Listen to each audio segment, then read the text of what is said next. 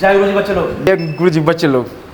NEET 2024 के लिए going on है, तो आज हम लोग को प्रूव करना है कि एनसीईआरटी आप लोग को क्यों पढ़ना है और किस लिए पढ़ना है। यदि हम लोग एनसीईआरटी बुक को लाइन बाय लाइन पढ़ते हैं अच्छा से समझ करके, तो नीट मेडिकल निकालना बहुत ही आसान है। लेकिन तीनों सब्जेक्ट में यदि हम लोग पूर्ण रूप से कमांड कर लेते हैं, खास के बायोलॉजी और केमिस्ट्री में एनसीईआरटी, तो कोई नीट में कोई क्वेश्चन नहीं छूटेगा। अतः हम लोग संकल्प लेंगे कि हम लोग लाइन बाय लाइन एनसीईआरटी का थ्योरी क्वेश्चन जितना भी है सब खुशी से पढ़ें। और जैसे कि मैं आप लोग को हर साल प्रूव करता हूँ कि जैसे कि नीट का एग्ज़ाम होता है तो आप लोग को मैं क्वेश्चन और एनसीईआरटी पेज नंबर टॉपिक सबको प्रूव कर देता हूँ कि देखिए ये एनसीईआरटी से किस चैप्टर से, किस पॉइंट से, किस चैप्टर से, किस पॉइंट से आप लोग को इंडिकेट करके बता देता हूँ कि इससे क्वेश्चन लिया गया है। वैसा ही केमिस्ट्री से भी होता है। तो आइए मिलते हैं। मेरे ये सर जी है डॉक्टर AK चौधरी है और प्रोफेसर साहब हैं, कॉलेज में एम्प्लॉयड है, कॉलेज महारानी कल्याणी कॉलेज है, दरभंगे के हैं, और क्लास का नाम है और जो कोचिंग का नाम हुआ है vital institute of medical science. तो आप देखेंगे कि आज से कि हम biologist and AK Chaudhary sir chemist, और केमिस्ट्री में मोस्ट ऑफ टीचर क्या करते हैं कि एनसीईआरटी सर्च नहीं करते हैं। तो मेरे सर जी बताएंगे आप लोग को, प्रूव करेंगे कि नीट में एनसीईआरटी से कैसे कैसे क्वेश्चन आते हैं, कहाँ कहाँ से आते हैं। तो सर जी पहला चैप्टर आप क्या शुरुआत करने जा रहे हैं? फर्स्ट लेसन का नाम है some basic concept of chemistry, जिसको कि हम लोग मोल कंसेप्ट कहते हैं। तो यूनिट 1 है। तो सर जी जैसे बोले हैं कि पहला जो चैप्टर है हम लोग का 11th का, केमिस्ट्री के 11th का जो चैप्टर का नाम है some basic concept of chemistry. Chapter का नाम है the some basic concept of chemistry. मतलब जब तक ये चैप्टर आप लोग फिनिश नहीं करेंगे तब तक आपको कंसेप्ट क्लियर नहीं होगा केमिस्ट्री का। केमिस्ट्री चैप्टर का ही नाम है some basic concept of chemistry. तो इसीलिए आप लोगों को ये चैप्टर किसी भी स्टूडेंट को किसी भी एंगल से कमजोर नहीं होना है, बिकॉज इसीलिए कि नीट में क्वेश्चन आता है, हर चैप्टर से क्वेश्चन आता है। और कैसे आता है एनसीईआरटी से मेरे सर जी बताएंगे। तो सर जी इस चैप्टर में क्या क्या खासियत है? ये चैप्टर में आपको number of atom, number of molecule, number of mole of atom, number of mole of molecule, molar volume, molarity, molality, mole fraction, empirical formula, molecular formula, limiting reagent, ठीक है, ये सब पढ़ना है। परसेंटेज कंपोजिशन जो कि बेसिक चीज़ है, numerical आगे पढ़ने के लिए इसको पढ़ना जरूरी है। डायरेक्ट आपको यह चैप्टर से 1 या 2 क्वेश्चन नीट में हर एक साल आता है, और इस चैप्टर का आपको आगे वाला लेसन में न्यूमेरिकल में काम पड़ता है। हाँ, तो जैसे कि सर जी बोले हैं AK चौधरी सर जी, प्रोफेसर AK चौधरी सर जी, कि ये जो चैप्टर है वो चैप्टर में बेसिक जो कंसेप्ट है केमिस्ट्री का, मतलब मोल, तो मोल, मोलरिटी, इस सब, और इस टॉपिक इसलिए पढ़ना जरूरी है कि आप लोगों को केमिस्ट्री का न्यूमेरिकल क्वेश्चन आ जाए, नीट में बना सके। तो देर किस बात का, चलिए स्टार्ट करते क्लास को। हम और सर जी दोनों मिल करके, हम बायोलॉजिस्ट और सर जी केमिस्ट दोनों मिल करके स्टार्ट करते एनसीईआरटी का, देखते हैं लाइन बाय लाइन नीट में कैसा क्वेश्चन आते हैं। और ये शुरुआत करते हैं हम लोग फर्स्ट चैप्टर से, केमिस्ट्री के 11th के फर्स्ट चैप्टर से, एनसीईआरटी बेस्ड क्वेश्चन कि आप लोग को एनसीईआरटी पढ़ना क्यों जरूरी है। तो सर जी देर किस बात का, स्टार्ट किया जाए, चलते हैं। तो पहला क्वेश्चन हम लोग का ये है, बोलिए जल्दी। What mass of 95% pure calcium carbonate? Calcium carbonate का 95% प्योर लेना है। मतलब कैल्शियम कार्बोनेट का वेट जो होना चाहिए वो जितना हमको निकलेगा उससे ज़्यादा होगा, क्योंकि 95% मास वो प्योर है। मतलब 100 ग्राम कैल्शियम कार्बोनेट में से 95 ग्राम ही प्योर है। उसको हमको 50 ml 0.5 मोलरिटी एसियस सॉल्यूशन के साथ वो कंप्लीटली रिएक्शन करता है। आपकी दोस्ती किससे होगा? जिसका गुण आपके गुण से मिलता जुलता हो। तो बस सेम कंसेप्ट केमिस्ट्री में भी है। यह इससे तभी रिएक्शन कर सकता है जब दोनों का नंबर ऑफ इक्विवेलेंट सेम हो। जब तक कैल्शियम कार्बोनेट का नंबर ऑफ इक्विवेलेंट एसियल सॉल्यूशन के नंबर ऑफ इक्विवेलेंट के बराबर नहीं होगा, तब तक एसियल सॉल्यूशन कैल्शियम कार्बोनेट से रिएक्शन नहीं कर सकता है। तो आपके सामने रिएक्शन लिखा हुआ है। यह रिएक्शन पॉसिबल तभी है जब कैल्शियम कार्बोनेट का नंबर ऑफ इक्विवेलेंट एसियल सॉल्यूशन के नंबर ऑफ इक्विवेलेंट के बराबर हो। यही केमिस्ट्री में फंडा है। तो इसको हम लोग बोलते हैं लॉ ऑफ इक्विवेलेंट। तो from law of equivalent law of equivalent, equivalent का नियम होता है ये, क्या है भाई? तो number of equivalent of CaCO3, CaCO3 का जितना नंबर ऑफ इक्विवेलेंट होगा उतना ही number of equivalent HCl solution का होगा। ऐसा क्यों लिखे हम? इसलिए लिखे कि रिएक्शन दिया हुआ है। यह रिएक्शन पॉसिबल तभी है जब CaCO3 का नंबर ऑफ इक्विवेलेंट और HCl सॉल्यूशन का नंबर ऑफ इक्विवेलेंट बराबर।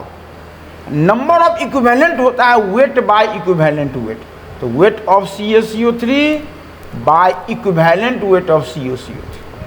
वेट बाय इक्विवेलेंट वेट को नंबर ऑफ इक्विवेलेंट कहते हैं कंपाउंड के लिए, और सॉल्यूशन के लिए होता है normality into volume in litre. किसी भी सॉल्यूशन का नंबर ऑफ इक्विवेलेंट होता है normality into volume in litre. Weight का मान हमको निकालना है, और इक्विवेलेंट वेट हम लोग पढ़े हुए हैं मॉलिक्यूलर वेट बटा चार्ज। तो कैल्शियम कार्बोनेट का मॉलिक्यूलर वेट कितना होगा? 100। कैसे होगा 100? कैल्शियम का 40, कार्बन का 12, ऑक्सीजन का 16, 16 मल्टीप्लाई 3 48, सबको ऐड करेंगे तो 100। जैसा कि हम लोग जानते हैं कि कैल्शियम पर प्लस प्लस चार्ज होता है, तो जितना चार्ज केटायन पर होगा उतना ही चार्ज एनायन पर होगा, तो चार्ज का मैग्नीट्यूड लेंगे 2।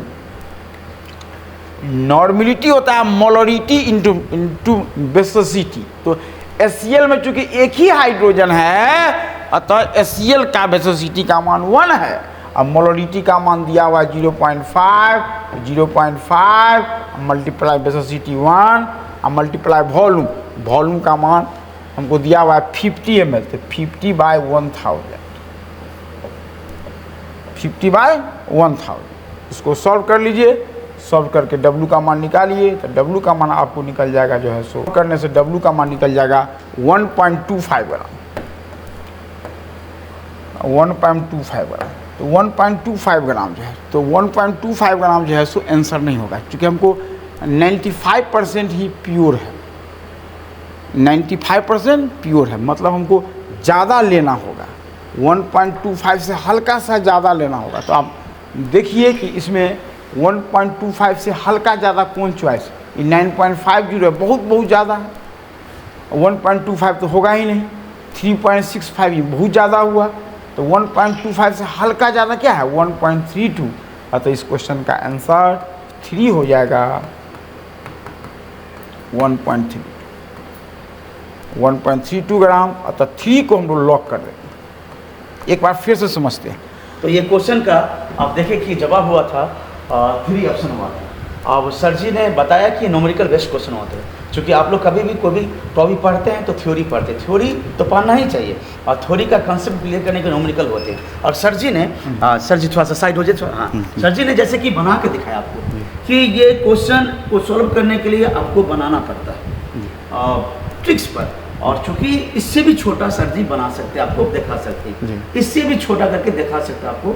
लेकिन चलिए आज 2022 में क्वेश्चन पूछा गया था, 2022 में, और NCERT से लिया गया क्वेश्चन है। तो ये क्वेश्चन NCERT से लिया गया है, ये क्वेश्चन NCERT का सेम टू सेम क्वेश्चन है, एक्सरसाइज सेम क्वेश्चन है, और सब टॉपिक है इक्वेशन बेस्ड प्रॉब्लम से ये क्वेश्चन है। अब NCERT में ये क्वेश्चन कहाँ से है वो भी हम बताने वाले हैं, लेकिन जस्ट यहाँ पर देखना आप लोगों को कि सर जी ने ये कैसे बनाया, ये क्वेश्चन कैसे बनाया। सर जी ये यहाँ पर ये क्या धोखा देने के लिए दिया है क्वेश्चन को?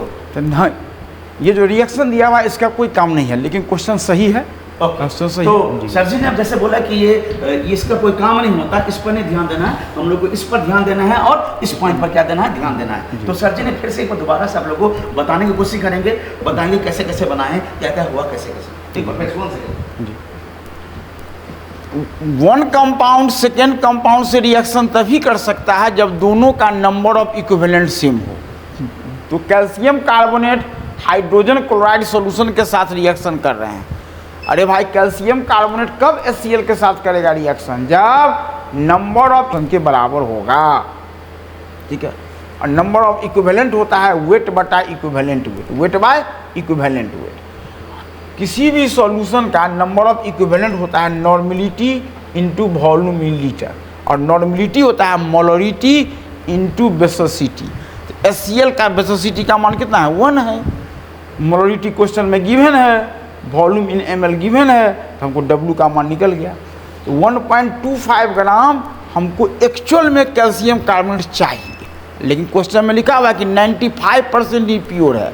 इसका मतलब 100 ग्राम CaCO3 लेंगे तो उसमें 95 ग्राम ही CaCO3 काम लायक होगा। तो हमको 1.25 ग्राम एक्चुअल में CaCO3 काम लायक चाहिए, तो थोड़ा उससे ज़्यादा लेना होगा। तो 1.25 से थोड़ा सा ज़्यादा, इसमें से चॉइस है 3। ऐसा चॉइस दिया हुआ है कि ज़्यादा आपको कैलकुलेशन नहीं करना पड़े, आपको हो जाएगा। ठीक है, तो कोई भी केमिकल रिएक्शन केमिस्ट्री में तभी संभव है जब दोनों कंपाउंड आपस में रिएक्शन करता हो। ठीक है, और इस क्वेश्चन को हम कई मेथड से बना सकते हैं। अब सर जी दिखाने वाले कि एनसीईआरटी से, एनसीईआरटी खोल दिए, एनसीईआरटी का है चैप्टर है some basic concept of chemistry. अब इससे वो जो क्वेश्चन दिए थे क्वेश्चन सर जी कहाँ पर है? ये क्वेश्चन सर पेज नंबर बता सकते हैं सर जी कि लास्ट? हाँ सर, ये सर क्वेश्चन लास्ट से एक पहले वाला क्वेश्चन है, अंतिम क्वेश्चन एनसीईआरटी का सेम है। अच्छा सर, तो एनसीईआरटी का अंतिम क्वेश्चन यहाँ से सर एक्सरसाइज का अंतिम क्वेश्चन से एक पहले वाला क्वेश्चन। ओके, ठीक है, अंतिम से एक पहले वाला ये एनसीईआरटी। हाँ जी जी। अब देखिए है यही क्वेश्चन। अब देखिए calcium carbonate react with aqueous HCl to give calcium carbonate and CO2 according to the reaction. Same reaction, सब कुछ सेम है। तो what mass of CO2 is required to react completely with, data थोड़ा सा change है लेकिन एकदम same to same question. अब देखिए आप लोग कहते हैं ना कि एनसीईआरटी नहीं बनाते हैं। अब देखिए यहाँ पर क्या प्रूव किए हम, सेम क्वेश्चन जी क्या प्रूव किए कि सेम ये क्वेश्चन आपको थोड़ा सा जूम करके देते हैं। देखिए यही सेम क्वेश्चन था 1.35 यही क्वेश्चन दिया था कि बस डाटा चेंज करते हैं। अब न्यूमेरिकल में क्या मोलरिटी भी है, molarity volume same to same है, थोड़ा सा डाटा चेंज करता है। अब इतना तो न्यूमेरिकल में सेम तो नहीं रखेगा, डाटा तो चेंज करवे करेगा। तो आप हम और सर जी क्या प्रूव करने जा रहे हैं कि आप लोग केमिस्ट्री या बायोलॉजी हो या फिजिक्स हो, एनसीईआरटी सब कुछ होता है, सिलेबस एनसीईआरटी होता है। तो प्रूव हम लोग को यही करना कि आप कहीं भी पढ़ते हैं, लेकिन अगर आप मेरे पास आते हैं भारतीय इंस्टीट्यूट ऑफ पेरीमेडिकल साइंस में इस क्लास में ज्वाइन करते हैं तो 100% आप लोग को एनसीईआरटी पढ़ाया जाएगा। और एक बार एनसीईआरटी से अगर आप कवर कर लेते पूरे के पूरे एनसीईआरटी का पूरे के पूरे न्यूमेरिकल बन जाता है तो आपका नींद पक्की है, चाहे केमिस्ट्री हो चाहे बायोलॉजी हो। फिर इसमें भी ऐसी होता है, बस यहाँ पे देखिए ना, जैसे कि डाटा चेंज हुआ, थोड़ा सा यहाँ पर डाटा चेंज कर दिया, यहाँ पर थोड़ा सा क्या कर दिया, डाटा चेंज कर दिया, और बाकी सब कुछ सेम। तो देखिए ये क्वेश्चन देख लीजिए आप लोग, 1 सेकेंड, एनसीईआरटी का 1.35 ये। अब चलिए ये तो हुआ एनसीईआरटी में। अब यहाँ पर देखते हैं आप लोग एनसीईआरटी में था और बाकी में उसमें क्या था, एनसीईआरटी के अलावा उस समय में अब इसमें क्या था, क्वेश्चन क्या था। देखिए यहाँ पर बस यहाँ पर सब कुछ था, यहाँ पर भी सब कुछ ही था। तो ये क्वेश्चन हुआ, नीट का क्वेश्चन हुआ, 2022 का क्वेश्चन है, एनसीईआरटी से लिया गया। तो हम और सर जी ने पूर्व इसीलिए बात पकी है कि एनसीईआरटी से कैसे क्वेश्चन पूछा जाता है। तो आज एक क्वेश्चन, फिर हम लोग कल फिर दूसरे क्वेश्चन पर आएंगे, चलेंगे, देखेंगे कि कैसे एनसीईआरटी से लाइन बाय लाइन क्वेश्चन मिलता है नीट में, ताकि आप लोग कहीं भी पढ़े तो केवल एनसीईआरटी पर ध्यान दें और ज़्यादा कुछ नहीं पढ़े। ज़्यादा किताब पढ़ेंगे, ज़्यादा मटेरियल दिमाग में रख के क्या होगा, उससे क्वेश्चन ही नहीं आएगा तो पढ़ के क्या फ़ायदा मिलेगा। आप एनसीईआरटी सॉलिड पढ़िए, उतना ही पढ़िए, उसी से क्वेश्चन बन जाएगा। इससे अच्छा और क्या बात है। सर जी आप क्या कहना चाहते हैं, एनसीईआरटी पढ़े कि नहीं पढ़े बच्चे? तो जी एनसीईआरटी पूरा लाइन बाय लाइन पढ़िए, खुश होकर रहिए। क्वेश्चन का लेवल एकदम एनसीईआरटी बेस्ड रहता है जो है सो। आप खूब हंसते रहिए, 8 घंटा 10 घंटा पढ़िए। बायोलॉजी केमिस्ट्री हूबहू एनसीईआरटी से सेम टू सेम टकराता है। 2 बार 3 बार केवल रिवाइज कर जाइए, एक भी क्वेश्चन नहीं छूटेगा आपको। 180 में 180 केमिस्ट्री में आएगा, ये पूरा हम वादा करते हैं यदि आप केमिस्ट्री एनसीईआरटी से लाइन बाय लाइन पढ़ते हैं। और दरभंगा में एक ही जगह पर आपको तीनों विषय हो जाएगा पढ़ाई, और एनसीईआरटी पर बेस्ट नीट मेडिकल का तैयारी हो जाएगा। कहीं जाने की आवश्यकता नहीं है। Best of luck. ठीक है, तो बस आज यहीं तक। फिर कल हम लोग अगले क्वेश्चन लेके आएंगे और फिर कल भी प्रूव करेंगे कि एनसीईआरटी से केमिस्ट्री में फर्स्ट चैप्टर को हम लोग ले रहे हैं। तो अभी तक फर्स्ट में अब तक एनसीईआरटी से कौन कौन क्वेश्चन कब कब पूछा गया है वो प्रूव हो जाएगा आप लोग को। तो फिर हम लोग मिलते हैं कल। फिर जय गुरु जी।